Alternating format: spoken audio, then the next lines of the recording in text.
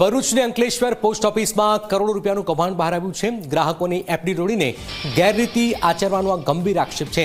ONGC અને GIDC post ઓફિસમાં ગોટાળાના ચર્ચાઓ છે।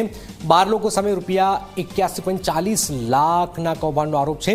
યાસીન ગાચી સહિત કર્મચારીઓ પર એફડી તોડ્યાનો આક્ષેપ છે। ભરૂચ હેડ પોસ્ટ ઓફિસ સુપ્રિન્ટેન્ડન્ટે ઉપરી કચેરીએ ફરિયાદ કરી। કૌભાંડ મામલે સીબીઆઈમાં ફરિયાદ નોંધાતા તપાસ તેજ થઈ છે। 2.5 કરોડ સુધીના ગોટાળાની પ્રાથમિક માહિતી સામે આવી છે।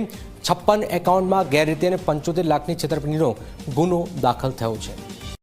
મને એ લોકોએ સહી કરાવી કે ત્યાં ચેકબુક મળે એટલે મેં ચેકબુક મળી, પણ બીજા દિવસ મારે લોન લેતી હતી 1 લાખ રૂપિયા। એટલે લોન માટે હું ઇન્કમ ટેક્સમાં રિટર્ન ફાઇલ ભરવા જો ત્યારે મને કીધું તો ભીમસિંહભાઈ તમારા ખાતામાં 21 લાખ આવ્યા નથી।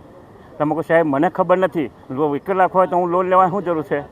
તે પછી મને ખબર પડી કે મેં કહ્યું ત્યારે પછી પોસ્ટમાં એવું ખબર પડી કે મારા ખાતામાં 21 લાખ એ લોકોએ 5 મિનિટની અંદર પૈસા પાછા ઉઠાવી લીધા એટલે પછી મને ખબર મારા ખાતામાં પૈસા નાખ્યા કોને? મેં જાણવા માટે હું કીધું કે મેં જો આ પૈસાની મને ખબર સાહેબ છે જ નહીં, આમાં હું જાણતો નથી।